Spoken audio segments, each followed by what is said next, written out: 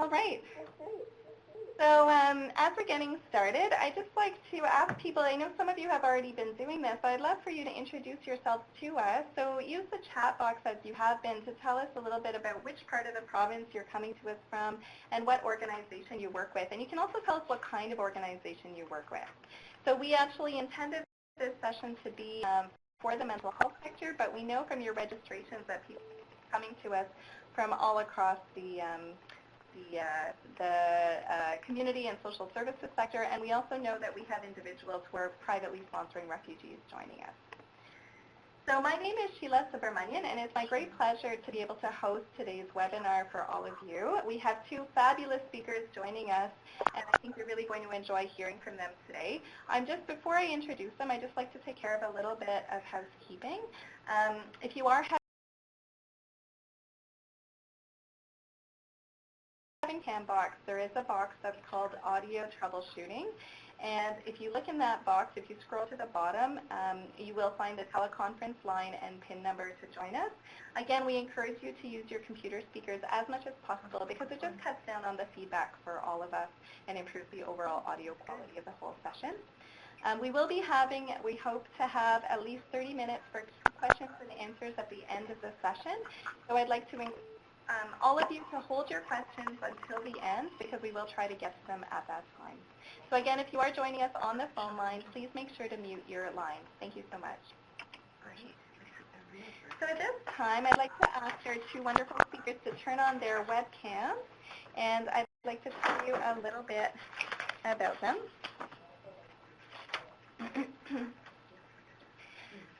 And while they're just turning on their webcams, I'm just looking at where all of you are joining us from. It looks like we have people with a great deal of different backgrounds, quite a few people from the mental health sector, psychology, community mental health, people coming to us from all across the province, from Kingston.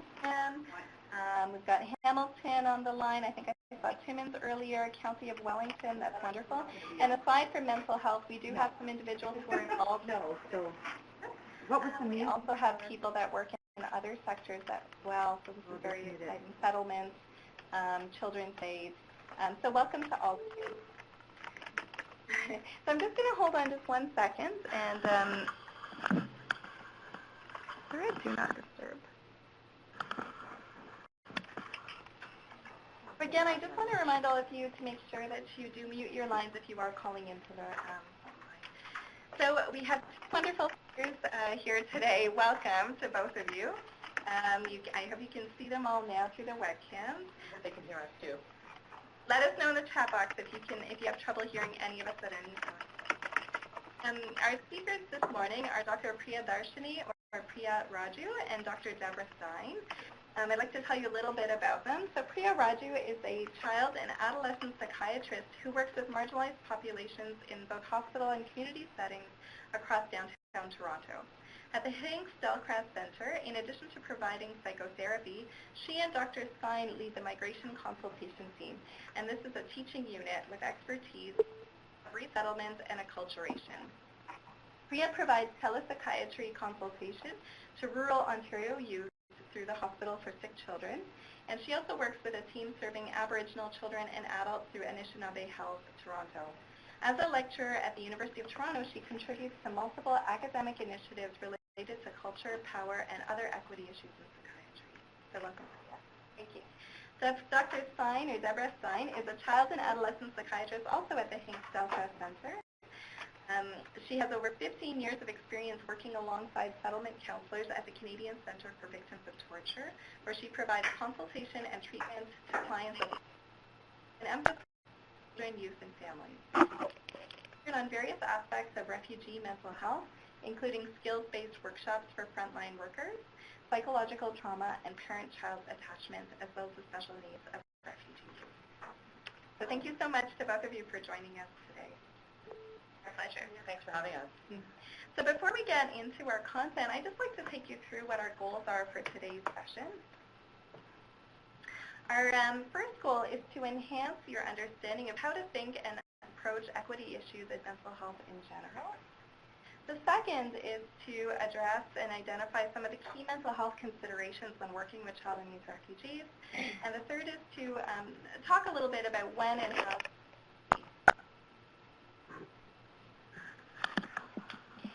So I just like to start a poll at this time. So we're curious to find out how many of you participated in our last session. So Cassia is just going to pull up a question for you. And then after that, we'd also like to hear a little bit about how much you have experience working with child and youth refugees. So it looks like about half of you joined us for the last session. That's great. We're just going to put another poll at this time. We're just going to pull up another poll at this time to find out how many of you actually have experience working with refugee children and youth. So again, it looks like about half of our participants. So that's wonderful. Oh, great. So for those of you that are joining us for the second part of our series, welcome back. And for those of you that are new, it's great that you're joining us for the first time. Right.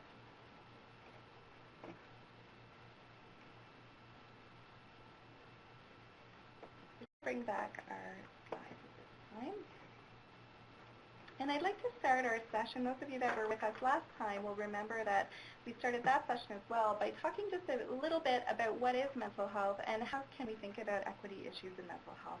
And the content that I'm going to share with you over the next few minutes, and I'm going to try to keep this brief so we can really focus on our guest speakers, is to really think about what does equity mean when we're talking about mental health. And this is work that comes from a framework that CMHA Ontario developed. And if you look at the web links box there below the audio troubleshooting box, you can actually click on CMHA Ontario's Advancing Equity in Mental Health framework and read the entire document. But our goal was really to build a common language and understanding about how to think about equity issues when it comes to mental health. Think about what issues matter and also identify who is impacted by these issues. So some of you might be already very familiar with this definition of mental health. It's come to us from the Public Health Agency of Canada. And mental health here is defined as the capacity of each and all of us to feel, think, and act in ways that enhance our ability to enjoy life and deal with the challenges we face. It's a positive sense of emotional and spiritual well-being that respects the importance of culture, equity, social justice, interconnections, and personal dignity.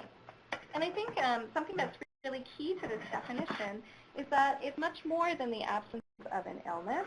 And there's a model that we use at CMHA that helps us to think about what mental health is. So if you look at this diagram, we see two intersecting lines or continuums. If you look along the line in the middle of the screen, the blue line, it reflects the presence to absence of symptoms of a mental health condition. And we're all somewhere along that line at any given moment in our lives. And of course, where we sit on that line can change depending on what's happening in our lives. And the same can be said for the other green line that's going through the middle of your screen from top to bottom. And that line reflects a continuum of poor to positive mental health or well-being. And these are two different dimensions of mental health that need to be considered and that really contribute to the experiences of refugees and certainly to all individuals in society.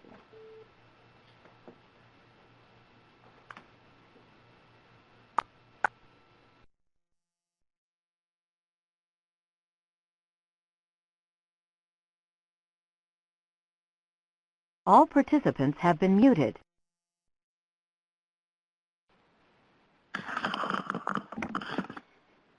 So getting back to our model, there are many factors that impact on whether we are experiencing poor or positive mental health. And these are often factors that, events that happen in our lives. So for example, if I was to lose someone that was close to me tomorrow, I certainly wouldn't be experiencing positive mental health. I may not be experiencing a mental health condition, but it is also possible to experience positive mental health if you do experience a mental health condition. So we know, for example, that, and this may be surprising to some of you, but certainly not to all of you, that you can be living with a mental health condition such as schizophrenia or bipolar disorder and still be experiencing very positive mental health. So what are some of the other factors that really contribute to mental health? These are the social determinants of health. And these are the socioeconomic conditions that shape our lives. And when it comes to mental health, researchers have identified that three are particularly significant. This is experiences of discrimination and violence, experiences of social exclusion, and experiences of poverty or facing challenges when trying to access economic resources. And I'm just going to bring up this graphic, which shows us many of the different types of social determinants that certainly impact on our health and mental health. And I'm sure these are things that all of you encounter in your day-to-day work. And this picture just really helps to illustrate the impacts of some of those factors on our journey to optimal health. So if you look at the little individual in the top part of the drawing, this is someone who seems to have access to education, a solid income, and the briefcase means he or she has a job, and they're just sort of running towards great health. And then at the bottom part of the screen, we see an individual who's facing some additional, who has some additional things to carry with them on their journey to health. And it could be, for example, unemployment. It could be an experience of poverty. It could be experiences it could be sexual orientation or other types of experiences. So when we think about what equity means, it's really a way to understand and talk about these experiences of marginalization. Marginalization can be understood as the uneven distribution of power and resources in society. And equity is really the idea that different populations or individuals will need different actions in order to achieve similar outcomes. Intersectionality is really important as well to think about for this conversation, and this is the idea that different experiences of marginalization can intersect. And at this moment, I just want to give all of you an opportunity to think about what different factors, both socioeconomic factors and maybe other factors, may intersect to shape day-to-day life for a teenager, for example, who has recently arrived in Ottawa as a refugee. And if you could just type into the chat box and let us know what are some of the factors that you think would really contribute to this individual's experience of both mental health and overall health.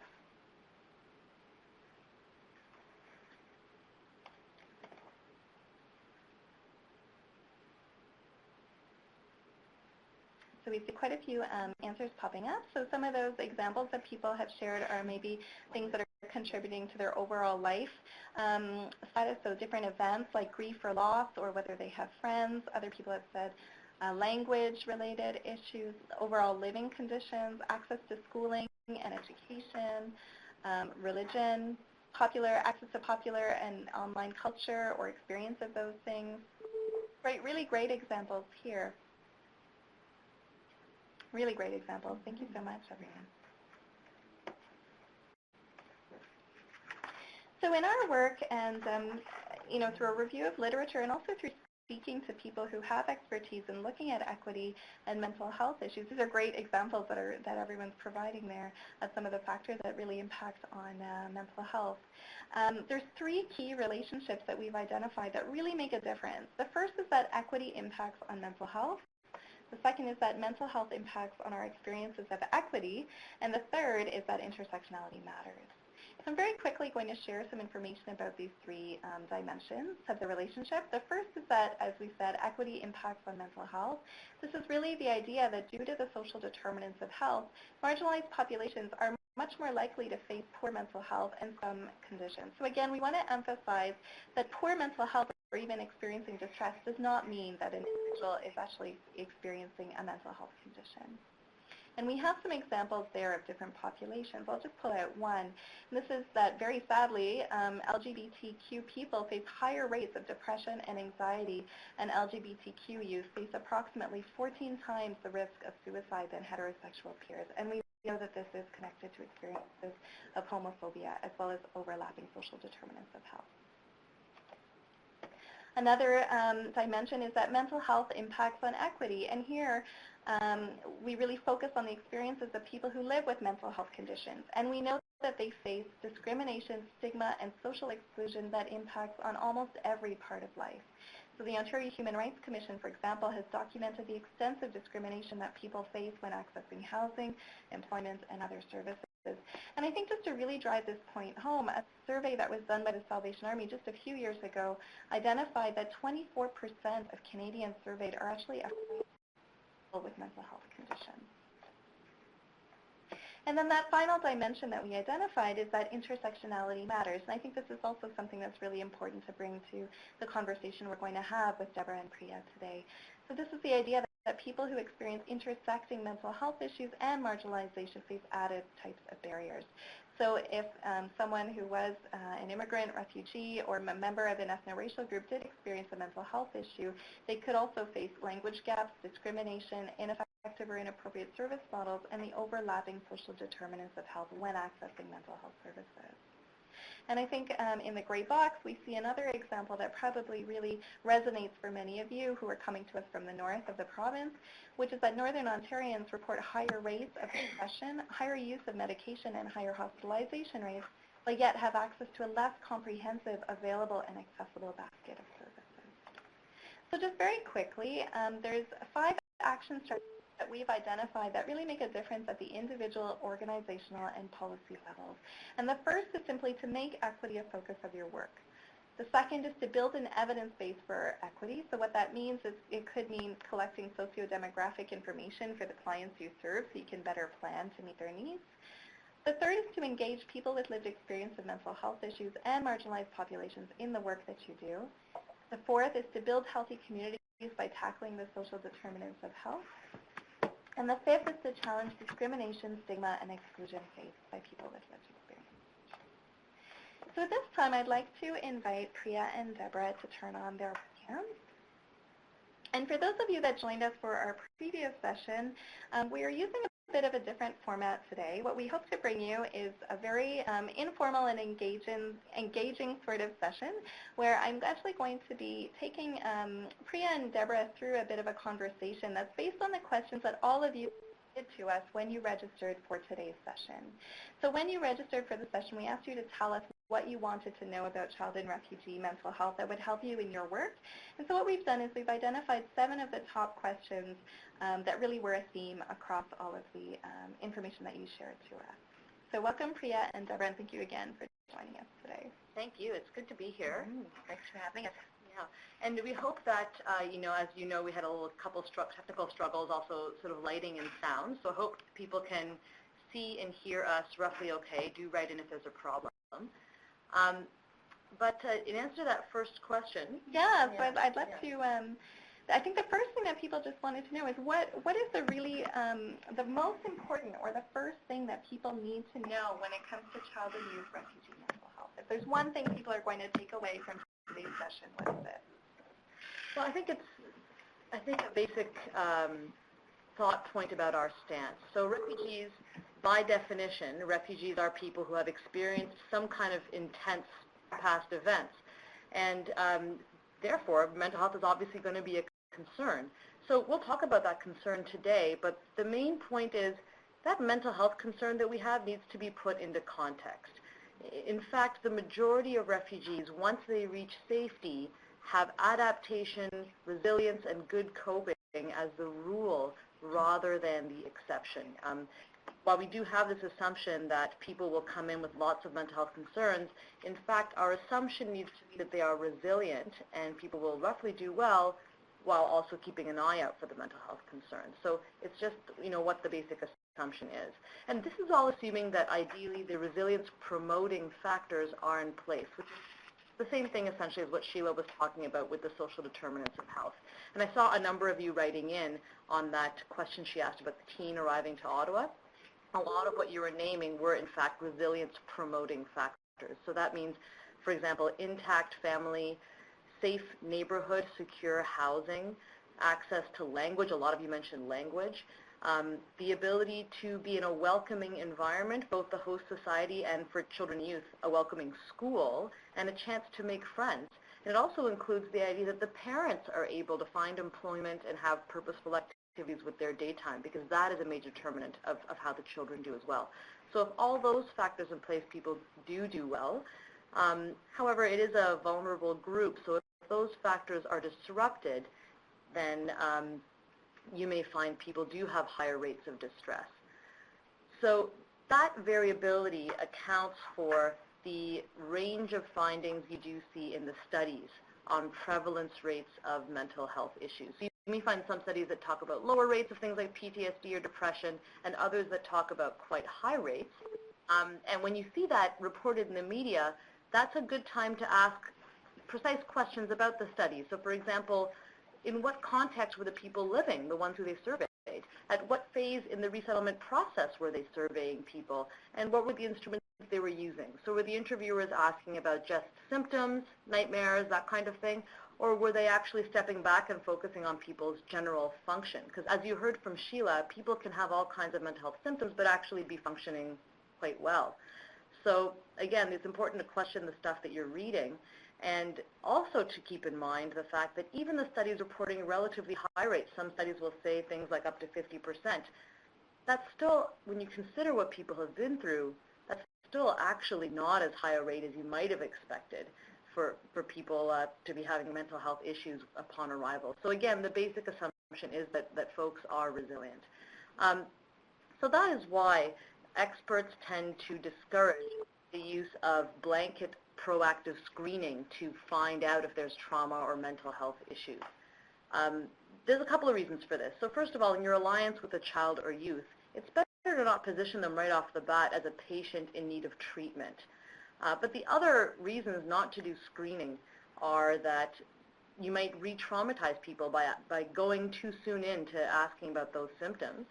And you also might, in general, undermine their ability to cope and move forward. So the best practice is, in fact, to not screen proactively, but to rely on the people who know the child and youth well, so teachers, parents, settlement workers who are already connected to them, for those folks to be alert to any signs of distress and move forward if they see it, as opposed to blanket proactive screening. Thanks so much, Priya. That's a very thoughtful and insightful response to that question. So it sounds like most kids are resilient and find healthy ways to cope. But you mentioned kids or youth may need support. And I just wonder, in what situations do you find that kids tend not to thrive? And what are some of the signs that a particular child or youth actually does need support? So it's a really good and important question to ask right from the beginning. And we tend to divide those factors affecting refugee mental health into pre-migration and post-migration factors. So pre-migration, as one would expect, one of the most significant predictors of poor mental health is exposure to traumatic events. Now, certain types of psychological trauma have more impact than others. We're particularly concerned about the nature of the exposure, one's physical proximity to the exposure, and the meanings that one is attributed to the event. For example, more intense direct exposures to psychological trauma, for example, seeing a family member get killed versus watching remote bombings with buildings collapsing, witnessing assault versus actually being assaulted. These are the things that would differentially affect the impact of trauma on a child or youth. In terms of meanings attached to a traumatic experience, it's quite a different trauma if one sensed one would survive an assault versus whether one sensed that they might be killed. It's also really important to point out that the refugee experience tends to involve cumulative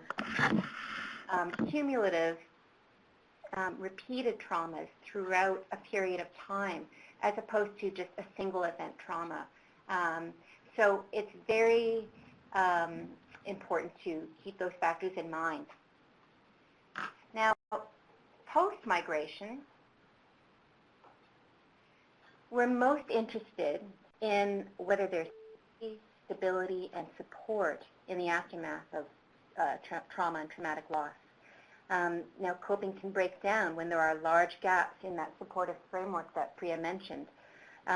Resilience challenging factors, so Priya talked about resilience promoting factors. Resilience challenging factors include uncertain refugee status and concerns about returning to the home country, insufficient food, finances, housing, social isolation, inadequate social support. We can't stress enough how important it is to address these social determinants of health. Also, it's really important to look at the immediate social and caregiving circle. That's critical. So especially difficult are the experiences of unaccompanied minors who have lost parents or caregivers, situations where parents or caregivers are coping really poorly, and experiences of social isolation, especially for youth. Now, signs and symptoms of difficulty, like the question is, how do I know if a young person is in need of support? The signs and symptoms really vary considerably depending on the developmental level of the child. We're speaking about a huge range, 0 to 18, and there's a myriad number of ways distress can present. Now, in all ages, we might see anxiety, fears, sadness, feelings of loss, feelings of grief, anger. We might hear reports of nightmares or difficulty sleeping. In younger and school-age kids, parents may report regression in previously acquired skills, for example, bedwetting or separation anxiety, a return of that. There might be reports of disruptive behavior, conduct problems, fighting, learning difficulties, academic problems, poor attendance, school refusal. In adolescence, we might see high risk or acting out behaviors, substance abuse, suicidal behavior, self-harm. Now, it's important to note, and we'll touch upon this further down, is that not all these signs of distress are necessarily red flags for referral, and we'll be touching upon that soon. So before we continue, I'm actually just going to ask those of you who have joined us by phone, if you can actually unmute your lines. We've muted all of your lines using our technology. We're actually getting a bit of some sounds, some beeping from one of you that has placed your line on hold. So if you could actually just unmute your lines, we won't be able to hear you, so don't worry about that. Thank you so much. All right, so thank you so much, Deborah. Again, very important information that you're sharing with us today. Very insightful again. One of the things that we often face when we're doing frontline work is that we're often working with people that have similarities to us, but also some differences from us. I just wondered, when you're working, for example, with families that are refugee families, if that's not necessarily something that's part of your experience, what is the most effective way to work with kids and youth with different experiences or different backgrounds? Yeah, and I think this happens to all of us, where sometimes I may get a feeling, just a vague feeling of difference about the person in front of me, and I wonder if it's something in a difference about their backgrounds that I'm noticing. And at that point, it's important for me to reflect on why I'm having that feeling, and what is it about them that's feeling so different from myself, and to keep those questions in mind while I'm staying open to the person in front of me. And I know that sometimes it might feel easier to try to collect information about a person's background or society in hopes that helps me understand the individual in front of me better, and I can appreciate that. There's times when information can be helpful. The issue is that we do need to keep in mind this idea that within a group there is intra-group diversity. So most groups, countries, and societies of people are tremendously diverse, and Syrians are, of course, no exception. So sometimes a little information can actually end up being a dangerous thing because it won't necessarily apply to the person you're speaking with. And culture, that's because culture encompasses so many things. So when we say culture, we could be referring to groups that have practiced different faith traditions. There's a lot of different faiths in Syria, actually. People may have different languages. There's gender cultures, sexualities. Most of us who come from families know that there are different cultures in each generation. So each generation shows different norms and attitudes. And then there's cultures, urban and rural. There's differences associated with class and educational level. Those are tremendous. And in fact, urban versus rural and also class education levels tend to make a big impact on how people interact with the mainstream system and with healthcare providers. So again, there's tremendous diversity within a group of people, and that's important to keep in mind. When you do get some small amount of information about a country, what we suggest is that you sort of take that information and put it in your pocket, kind of hold it lightly, and don't assume that it applies to everyone. Now, the same kind of points apply to the use of interpreters. So interpreters are, we saw so many people writing in about language. Interpreters are obviously very important. And the first point is to remember to use a trained interpreter rather than a family member. So a child, for example, really shouldn't be translating information that is relevant only to adults.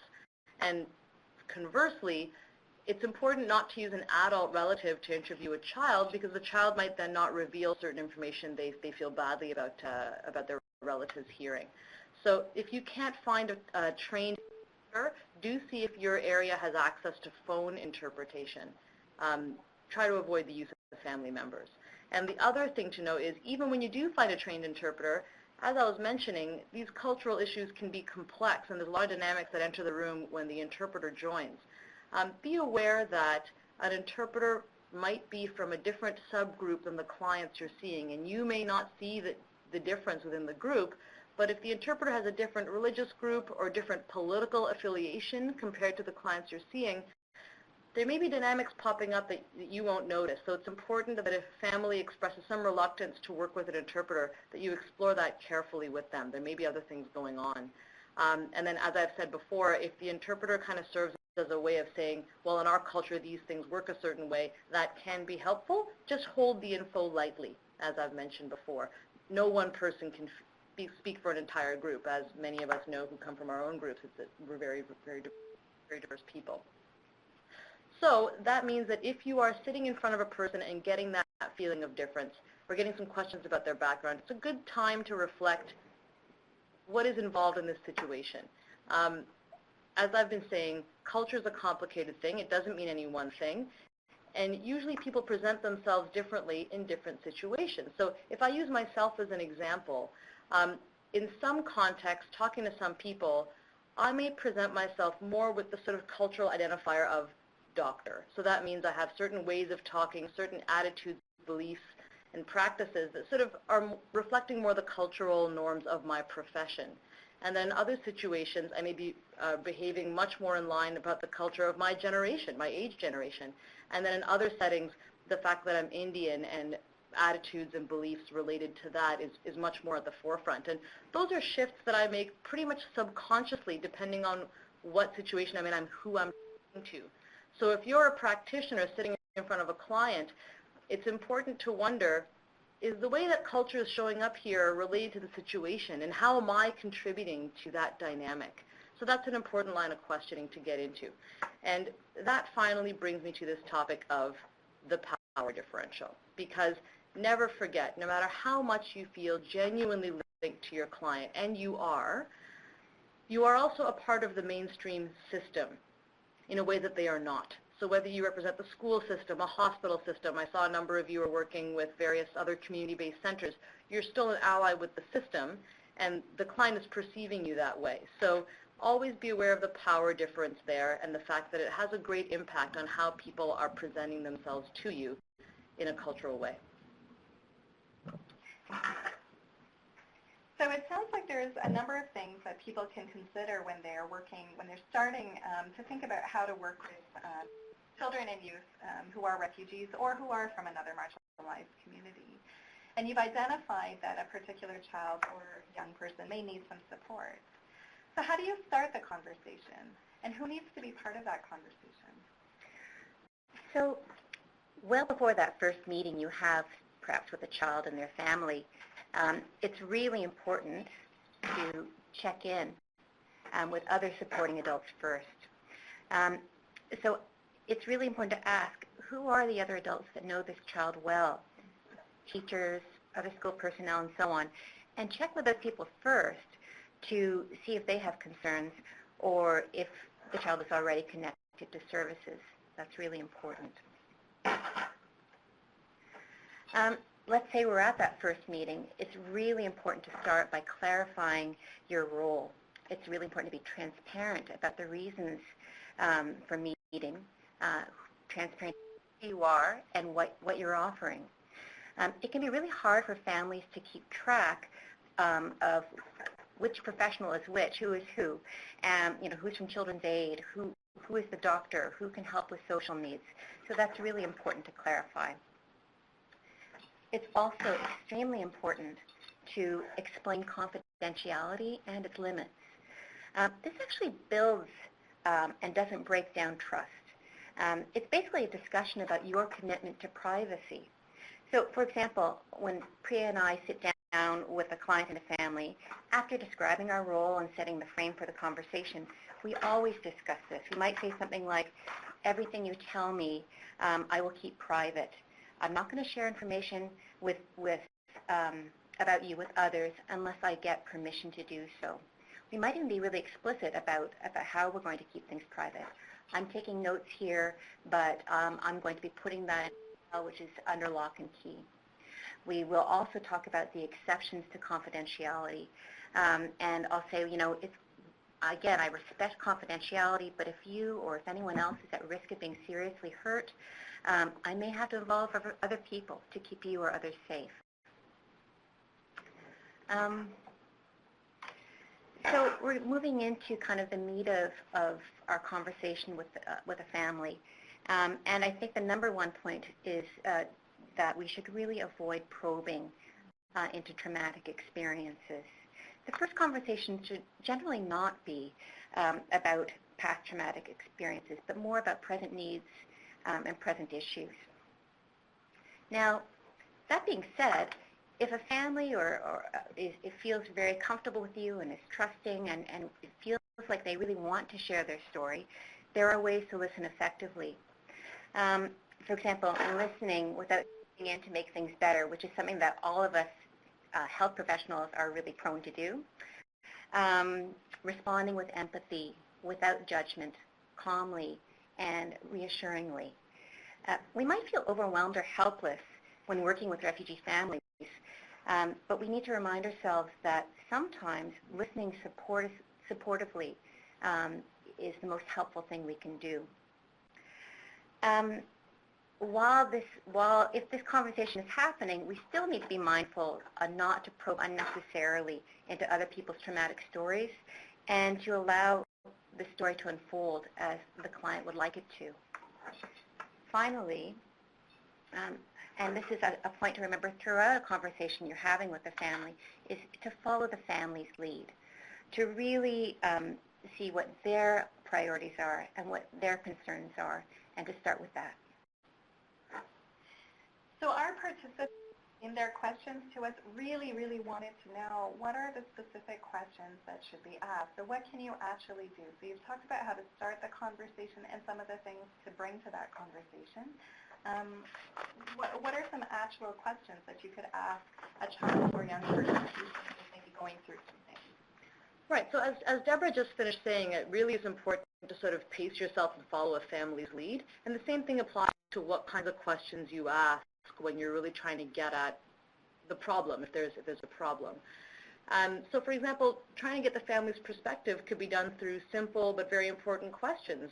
And this is going to sound very basic, but I think as health professionals, sometimes I have a hard time not just imposing my view and my set of questions, but really trying to open it up to how the family sees things. So some of the simple questions might be, what do you see as the problem here?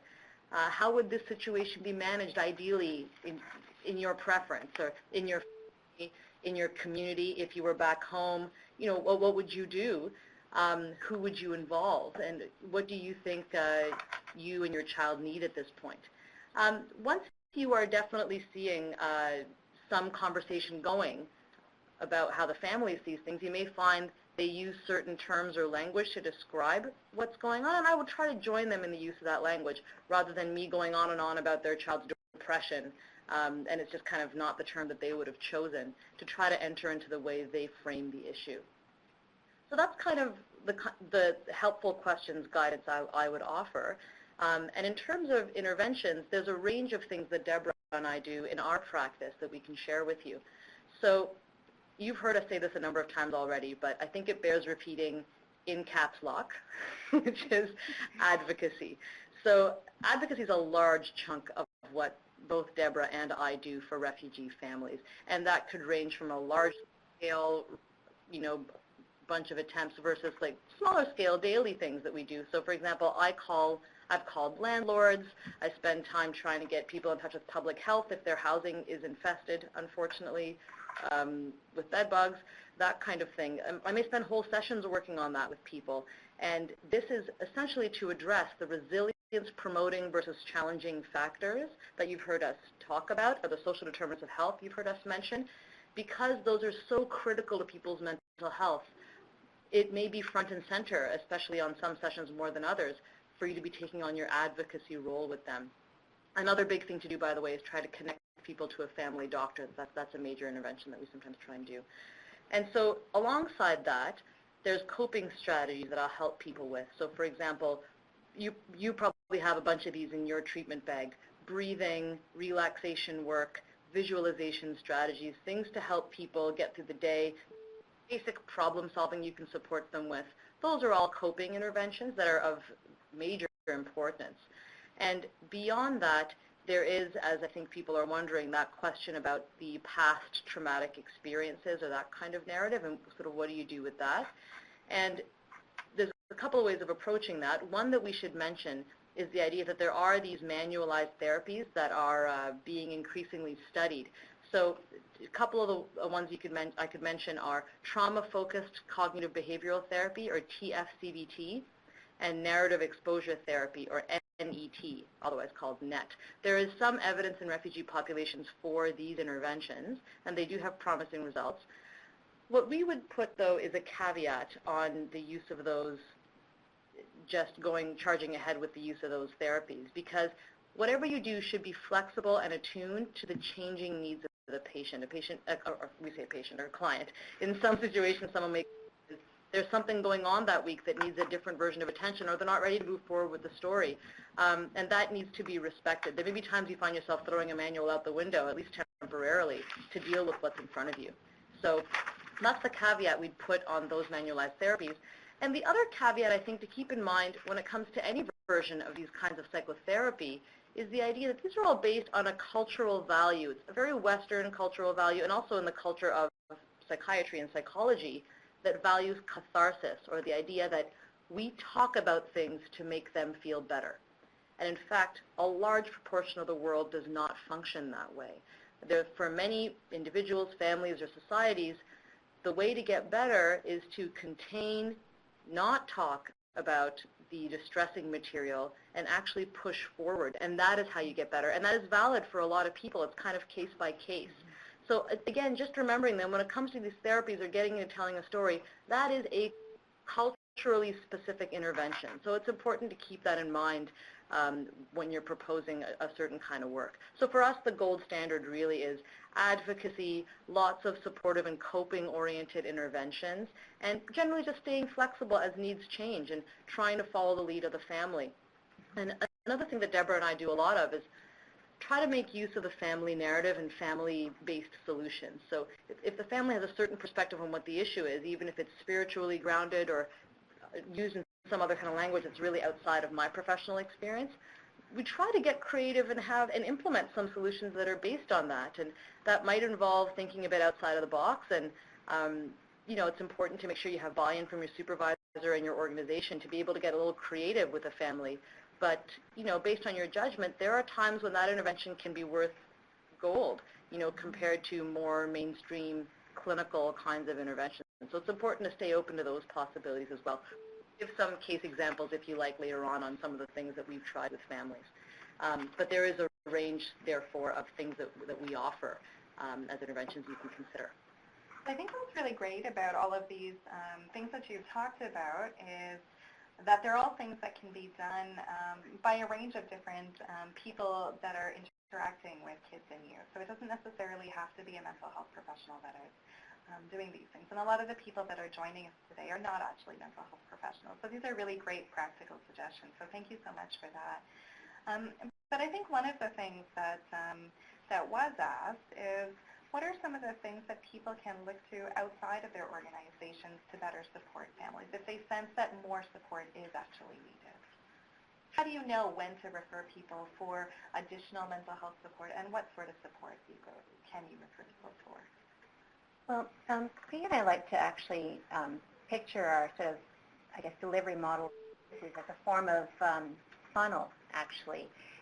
Support for the whole family is important, and the types of supports could be grouped into this kind of funnel, as you see from the graphic on the slide. So essentially, the broadest based supports reaching the most people would be at the top, and it would narrow down to the very small minority who might actually need referral to a psychiatrist at the bottom. Now, at the widest, topmost part of the funnel, we would see interventions and activities that take place in the community and at school. And these could be things like social groups for kids, parents and families, extracurricular activities, homework clubs with extra support for language learning and academic catch-up, expressive arts programs. None of these have a trauma focus. The goals really here are support and fostering social connections. The next tier, actually it's kind of still on the top tier, but the next tier would be maybe referral to a settlement worker or a social worker in the school. Following that, going down the tiers, it would be really important to make sure the family has good primary care, is well connected to a family doctor to talk about things. Now, the next tier might be a referral to a community mental health agency, like the Hincks-Dellcrest Center, for more specific supports and help.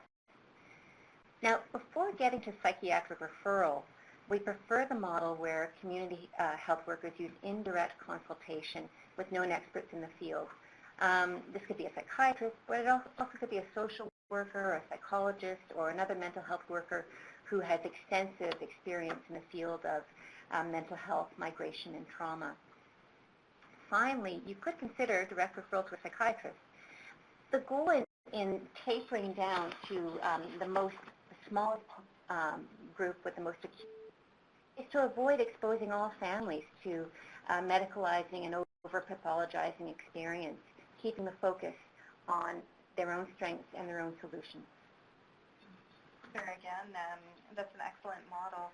And I think that's something that I can see there's some questions that are popping up. Again, we are going to tackle them in greater detail later, but I think in a way that you've sort of addressed one of the questions that was just asked, which is what if you don't have resources in-house? Yeah.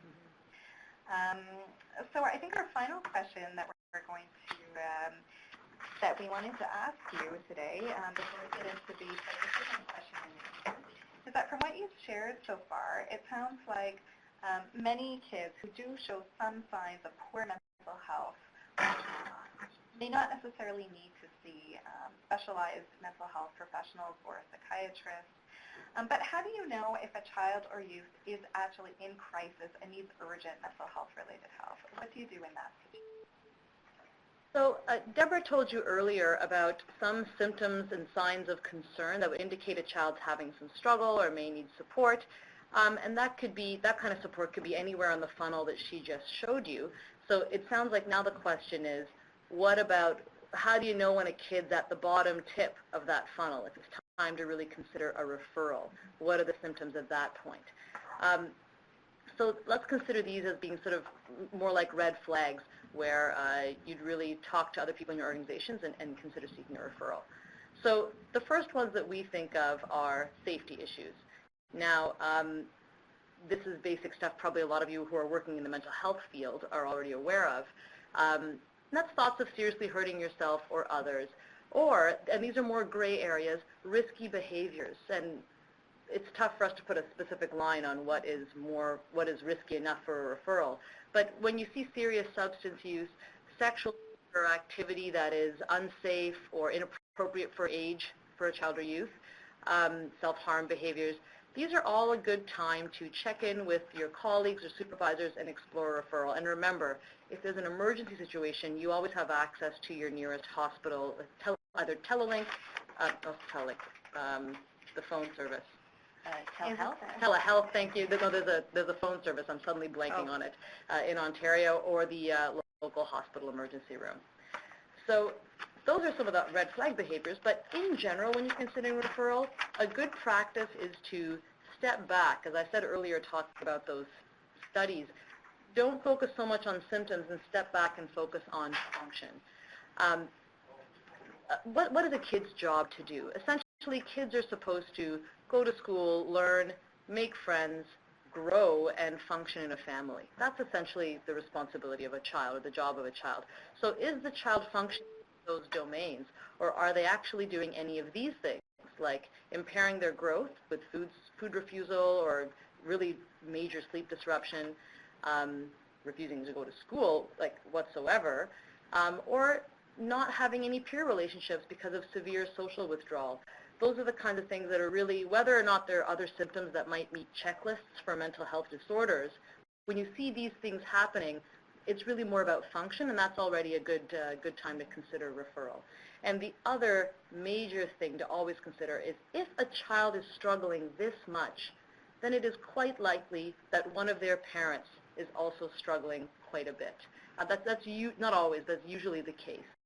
And so in our experience, of course a child in the situation can be supported and things can get better, but at least in my experience, things aren't likely to get significantly better if there is a parent in the home who continues to struggle and is supported. So sometimes one of the best interventions you can do is, in fact, get help for an adult in the home.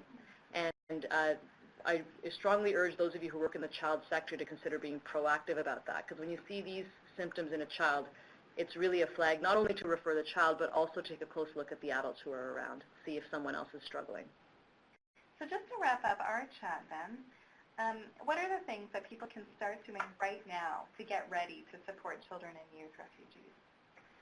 So we're always going back to our main message, which is to remember those resilience-promoting factors, those social determinants of health that are so important for family coping. So when you're getting ready to meet needs of refugee families, it's really important to be well prepared to help with basic needs.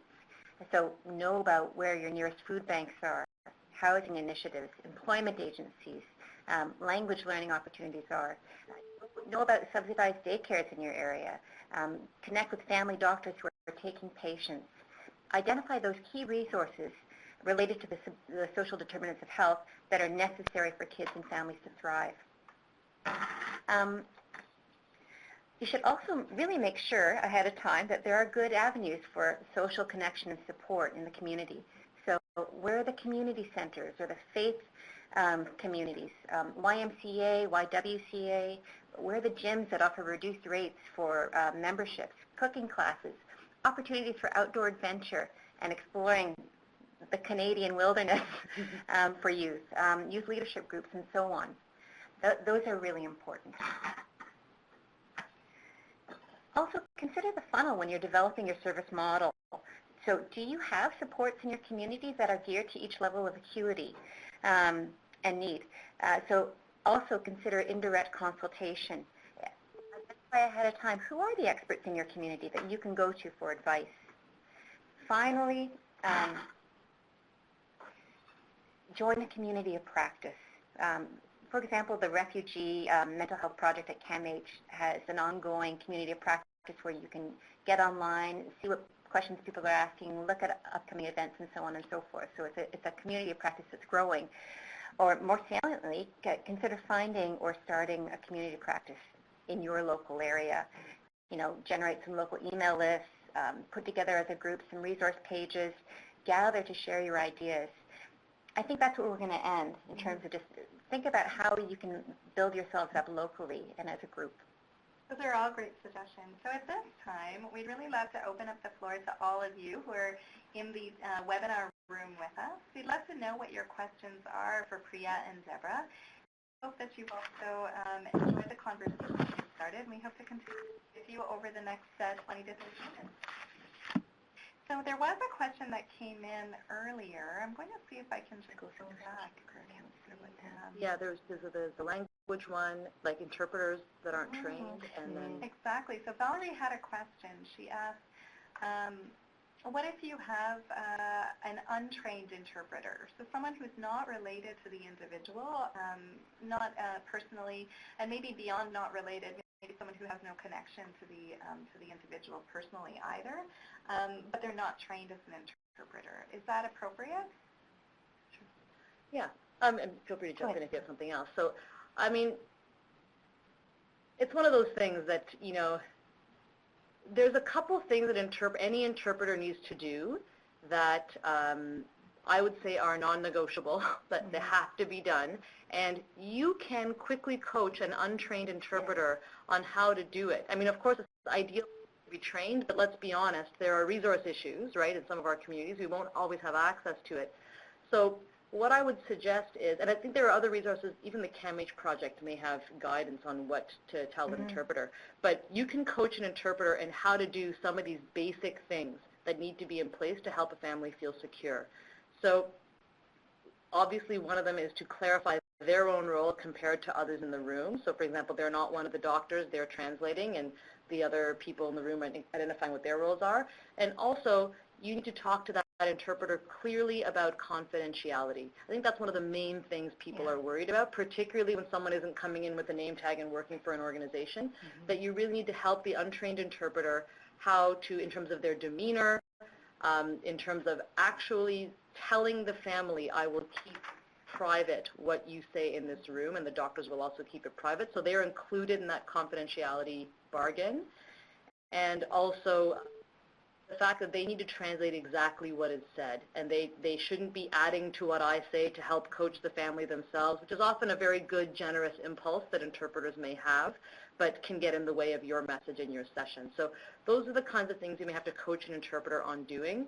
And I would, if you know you're going to be dealing with an untrained interpreter, I would actually book a specific chunk of time in advance to coach that interpreter once you need to, but it can't be a rushed 5-minute conversation before you get in the room with the family. That's what I would say. So it sounds like ideally you wouldn't use an untrained interpreter, but if Ideally you not, absolutely had to, then these are some steps you would take.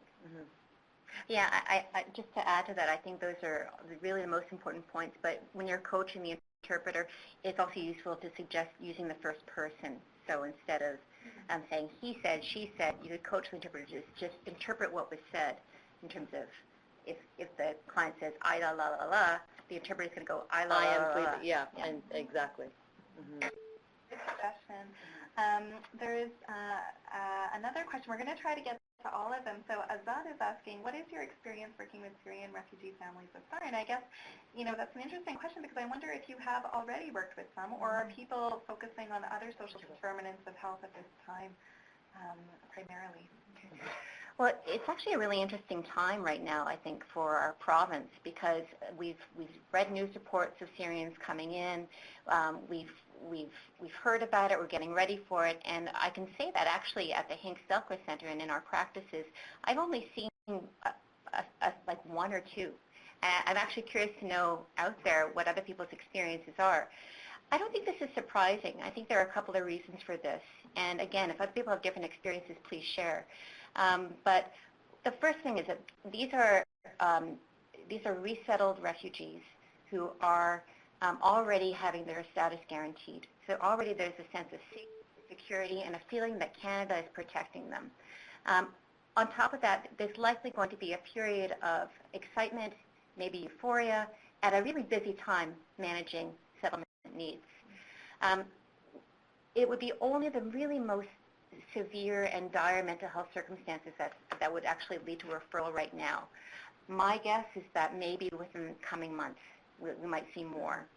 But it's hard to predict. It's really hard to predict. Yeah, I think that's exactly it. The most severe ones now might be people with severe persistent illnesses, say schizophrenia, that kind of thing, in need for assessment and medication. I think that people are very preoccupied dealing with their basic needs right now. Yeah. So workwithme36@yahoo.ca has a question that relates to the school setting. So their question is, often teachers are so overwhelmed with handling a classroom that they don't know what to do with a child who may be at risk for mental health issues. There may be no social worker to access as well. So what would you say? What's the best advice for that teacher or school? Start on that, or? Why don't you go ahead? Okay. So, yes, I mean, I think this is a critical question. It's really hard for teachers to suddenly take on also the mental health needs of certain students in their classroom, especially if you don't have social work or settlement workers in the school. That's a very, very difficult place to be. I think that's where you may need to think outside the box and call in other supports and maybe use a different space even for those moments where children are having a really difficult time. There may be one or two kids in your classroom that are really, really struggling, acting out, really being disruptive, or really having very high needs, or you need a lot of support and reassurance. One thing to do would be to consider other allied school staff, educational assistants, health and youth workers, principals. I mean, if you're really, really bare bones, even a sympathetic office worker who knows children and who works with them well can be someone who could lend a hand possibly. Not ideal, of course.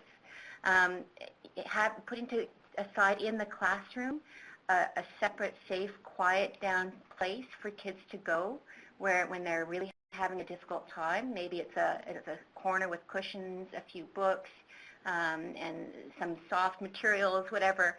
That would also be a nice thing to do, to designate a space for children to go to so that you're not always having to go to them to help them with their needs. Those are just some ideas. I think if you notice, the things that Deborah is saying are kind of applicable in any relatively more resource-challenged school setting for any kids who are struggling. I think, what she's talking about are ideas that you probably have to apply and get creative. It's already happening in your classroom. So the idea of essentially just staying on having people the kid can connect well to. I mean, I've had kids go and sit in guidance or go and sit in the vice principal's office and just like self-regulate by doing some coloring for a few minutes before they can go back, go join the gym class, that kind of thing. It's probably the kind of thing that schools are already experimenting with when they have kids who are struggling anyway. So that kind of creativity would apply to refugee children as well.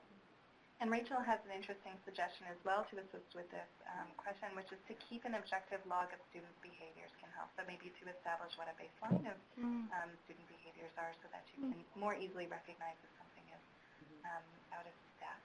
So I also wanted to quickly respond to Kiara's question. I don't know if you guys want to contribute as well, but a quick answer to Kiara's question. She asked, would it be possible for CMHA Ontario and the Hincks to put together a list of experts that can be consulted across the province? So I really want to encourage all of you to familiarize yourself with existing communities of practice that exist online where you may have access to exactly that. And the one that I'm thinking of is the CAMH, or the Center for Addiction and Mental Health, has a refugee mental health project. There is a course involved with that, and if you sign up to take the course, you will actually have access to exactly that, to a list of experts that you can consult with through an online community of practice. I'd really encourage everyone to do that. And if you look under our web links box, so under the chat box, there's a box called web links. If you go to the bottom, the very last link will actually take you to the website for that. But just to get back to some of the other questions, someone has asked a question about what are the differences between different types of mental health professionals. So, for example, someone with a Master of Social Work, someone who maybe is a counselor or provides psychotherapy, versus someone who's a psychiatrist or a psychologist. How do you know what these different roles are, and how do you know when to refer people for these different types of support? Yeah, sure. I mean, I think this is the reason that when Deborah was talking about identifying local expertise, she deliberately sort of kept it that broad, because local expertise could look like a lot of things. The roles do have, specific differences. So psychologists tend to be more trained to assess specific learning and thinking styles, and they can certainly assess and diagnose mental disorders the same way psychiatrists can. Psychiatrists tend to be more focused on the mental emotional piece as opposed to the kind of ways of thinking piece. They're doing some of the educational assessments you sometimes see psychologists do, and psychiatrists are also obviously medical doctors, so are able to prescribe medication. And Masters of Social Work, just like the other professions, it kind of depends on what specifically the individual trained in and what their specific strengths are. So I really think in the end, in a lot of your communities, it will not really come down to having access to everybody and being able to pick and choose, but probably going with what you do have access to. And anybody who feels like a local expert who's comfortable with the issues and who's easy to engage and collaborate with is probably a sort of more credentialed professional that you should seek out. I think most of us are probably in a position where we can't really be choosy. I don't know if in those distinctions is something else you'd want to add. Yeah, I think Masters of Social Work, and maybe there's Masters of Social Work out there, tend to also be very, very good with counseling. So that's just an extra skill that I think Masters of Social Work do have. Yeah, absolutely. Whereas you may find psychologists and psychiatrists aren't as available or trained in many cases to do the ongoing work the way an MSW might be. Right. So a couple of people have provided some more suggestions, I think, to support my response to Kiara's question. So this is great. We're almost like a community of practice right now. So Mohammed is saying that Peel Children's Aid Society, with support from the Ministry for Children and Youth Services, has actually started a Syrian refugee support line to support the resettled kids and families, and he provides the phone number for that service as well. I also wanted to remind everyone that the Ministry of Health and Long-Term Care has also established a phone line for health providers to call if they have any questions about how to provide health services for any refugees that they are assisting in the resettlement process. You can find that number and other information from the Ministry of Health also by accessing the web links in the web links box. So just scroll through there. So we're just going to take another question. So this question is, it relates to the social implications of refugee youngsters as they enter mainstream education. Are there any qualitative studies that are related to teaching practices to support the acculturation process? How are local school boards learning from community practices, and are there discussions around the sharing of knowledge and resources? So I don't think we can really speak to what school boards are doing, but I wonder if you could maybe talk to in general the acculturation process or the settlement process. I guess from a mental health perspective, I think you already answered some of those questions when you talked about the value of meeting basic needs, but what are some of the other things that are really important for kids and youth as they are settling in and acculturating? Well, I guess just to go back to the question as to how are local school boards learning from community practices, there are a number of initiatives in Ontario and in Quebec, for example, where, for example, SMH Assist is a kind of an umbrella organization that consists of some school representatives, Ministry of Education, and other people, and we're meeting regularly to try to inform practice based upon our different sort of knowledge and research experiences. So that's one thing. That's provincial, right? It's provincial. Yeah. Exactly. Yeah, and then I agree, as Sheila says, we can't really speak to, we're not in the school system ourselves directly, so we can't speak to what the best practices are in that environment. But I do know, as a small side example, there are some classrooms that I've worked with in Montreal during part of my training where there are groups that are going into those classrooms with expressive arts-based modalities. So theater for the older kids and sort of like improv theater type stuff for the older kids, and more drawing or sand play for the younger kids to help with expression and with class cohesion and with teacher understanding of the kids. And all those methods don't really rely on being good at the host country's language. So, and the research around those interventions shows that kids bond better within the classroom. Actually, in some cases, their learning may get better because they're sort of more emotionally connected to the material and to each other. And so a small research group in Montreal that does that work. So it's not like it's a main school board initiative, but considering, integrating some of these creative kind of modalities and things that don't rely on English language, for example, is usually a good thing. I just wanted to touch on Catherine's question. She likes that we're developing this webinar related to Syrian refugees, but she's also wondering if there could be information that is more generalized for other populations. And I just really want to emphasize that actually this webinar was actually designed with exactly that in mind. So our hope with this webinar was that you would take home something that would be useful for work with, for example, Syrian refugees, but also would be transferable to your work with other refugee populations, but also, most importantly, for any marginalized kids and youth that you are working with. I believe strongly that a lot of what Priya and Debra shared, and certainly the information that I shared, really is transferable to many different populations. I don't know if Priya and Deb, you want to touch on that as well? I completely agree. I mean, I think the social determinants of health points, the entering into families' perspectives and their narratives, using their language and solutions, all those kinds of things are important to keep in mind working with any marginalized I would think anybody in general. It's actually good practice for everyone. But I think the stakes are higher to do that well when it comes to marginalized populations, and so this information is extra important to keep in mind. I mean, I think we're all a little concerned about shifting our focus away from the situation of refugees generally to simply one population, because we really want to send messages out to people supporting all refugees. Yeah, I mean, Canada takes 10, 20,000 refugees per year anyway. So Syrians are coming in one large group, but in fact there's a high rate of refugee newcomers joining the country. So I think it's important to keep all this information in mind generally. So Heather has a really fabulous question. So do you have any thoughts around how to grow cultural capacity in agencies that maybe don't see the need for increased cultural competency? And before you respond, I'm just going to remind everyone that we are going to go about 10 minutes over because we did start a little bit late due to our technical difficulties. Oh, I don't know. That's a... you rant. Oh, it's going to cause a rant. Oh, I apologize. How do I avoid a rant? I don't know if I can. So I think the idea of not seeing a need for cultural competency is itself a cultural position. That's the culture of the agency. If they don't see the need of it, then I don't think a weekend seminar is going to change a culture of an agency. So one of the things that I try to do in a situation if people aren't open is to actually find, so what is the opening point? What are the priorities of the agency, and in what way does growing the capacity meet the agency's own expressed needs?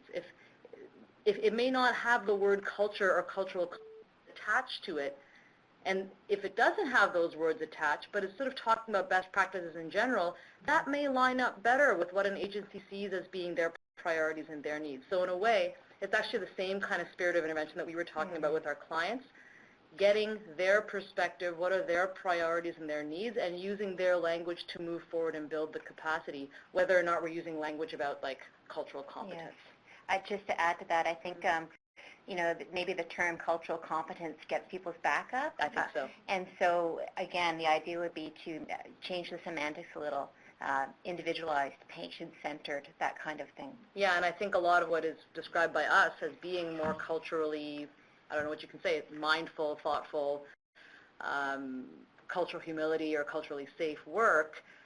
It's all different terms for kind of what we are considering to be good practice. So I think, you know, I would just couch it in the language that seems to resonate with the agency. Yeah. I find a language and a way of having that conversation that seems to really work in the mental health context is really to talk about some of the social determinants of health in a very practical way. So maybe start a conversation about whether you see these factors actually impacting on the clients of the agency serve.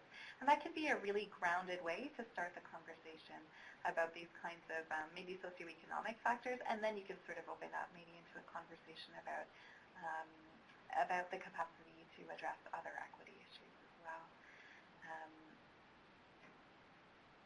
So I'm just going through... just a quick note on the group in Montreal. If you Google Cécile Rousseau, R-O-U-S-S-E-A-U, that's one of the lead investigators there, and you'll certainly come up with the work happening in Montreal. I'm just typing her name in right now so that you can... She's not the only one. There's lots of people doing the work. That's a good start. She's a good start. Yeah.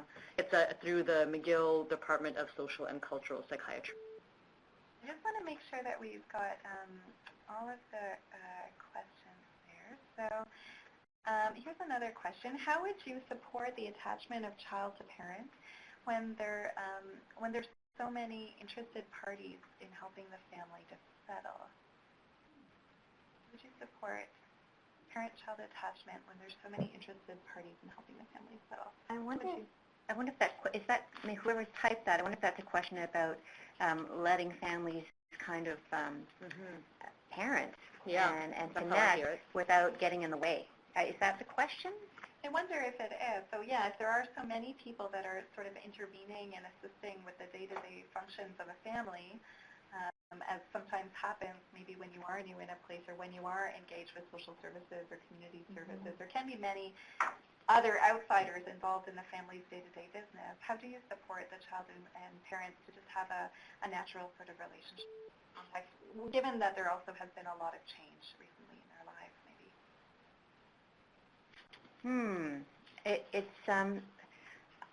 Sometimes I think it's true that people need to get out of the way. Yeah. And also trust that I think people have parented the world over for generations the way they parent. And I think sometimes our best intentions are we parent according to a very, again, attachment-based, psychodynamic, psychoanalytically informed model here in the West, and parenting practice differ all over the world. And people have been doing quite well, thank you, in other parts of the world. So I think that it's really important to question our own sort of thoughts about parenting and what a child needs for attachment, and really give some space for it to happen. I didn't answer the question about how you do that, though. I don't know, Priya, you have any thoughts? Well, I think your general point about, this is going to sound, the general point about sort of getting out of the way, and I think really trusting in the resilience and the good intentions and good skills of most parents is probably the way to promote that attachment. I think we do have a tendency sometimes to maybe undermine natural parenting skills and our anxiety for things to be done a certain way or to have the child supported in a certain way. So I think it is really about that self-reflection and about promoting that resilience by helping the family to be together. I think definitely making sure the parents are doing well and coping well, because if the parents are struggling, then I don't think it's quite appropriate to leave the child in that situation. And it's not good for the parent either. So, of course, there's intervention if a parent needs supporting. But if a parent is doing relatively well, then they're going to parent how they parent, to the way everybody else does in our community. And I think it really is about just letting that happen and really asking them, what do you need to support you better in doing what you want to do, providing that, even if it's very basic and practical, and then letting them sort of go on their way. So I think this is going to be our last question, and then we're going to share some information about where you can access this webinar after today.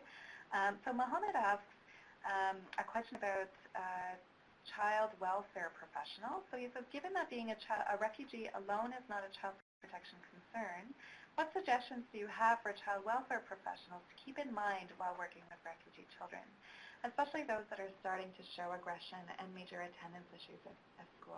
So I think the first part of his question is sort of emphasizing that just because someone is a refugee doesn't mean that they need the involvement of child protection in their lives. How would you respond to that? Do we have a lot of child protection workers in our audience? I think we saw a couple. I do think we do have a handful of people coming to us from different children's aid societies. But we may also have individuals who work in positions of supporting children and youth who may also have to liaise with child protection at different times in their role.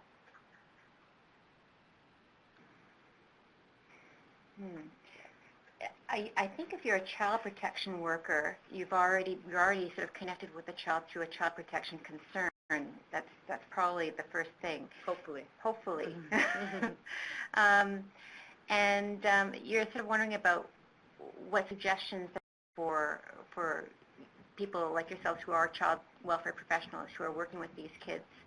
I think that it's very important. One thing that's important is to not have too much of a trigger for apprehension. And I think that's maybe this shouldn't even be said, that there have been so much separations and losses attached to the migration experience that anything that can keep families together is probably the best, unless you have really, really, really serious concerns that people are going to be hurt. I think keeping families together and supporting families that way would be. I think it's safe to say that Deborah and I, because of the concerns of attachment and further disruption to these families, that we have obviously not an infinite tolerance for protection concerns, because there's a point you could draw a line. That's what Deborah talked about with discussing confidentiality and its limits.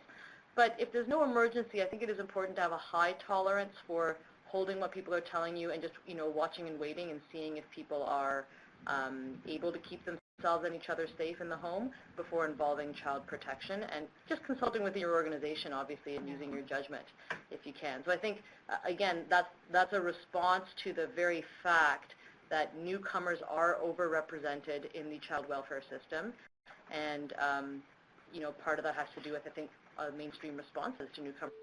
So it's just important to keep that in mind, I think, when you're making choices. Great answer. So I just want to thank both of you so much for all of the expertise and the time and the dedication that you've shown by participating in today's session. I think a lot of the participants have been thanking you for for everything you've been sharing, and I just want to add my voice to that as well. So thank you so much. You're welcome. It's You're our welcome. pleasure. Thank you for all the thoughtful Yes. questions. Great questions. And those questions came from all of you, our participants, so I'd also like to take this moment to thank all of you so much for hanging in there with us during our difficult start due to our technical difficulties, but also for your very engaging and thoughtful and insightful questions to us. I wanted to let you know that we will be sending out a link to where you can watch this webinar archived online. Later, probably next week, we'll be getting that to you, but soon after the session, I will be sending you an email with our survey link, but I'd also like you to try to click right now if you can, and just take a moment to tell us how you found the webinar. Yes, this really helps us. It helps us to better plan other sessions for all of you. But again, thank you so much for joining us today. We really hope to see you during our next session, which will be taking place on April 21st. This is our session on migration and mental health. And then we will also have another session in May looking at equity and mental health in greater detail. So again, thank you so much and have a wonderful rest of the day. Take care.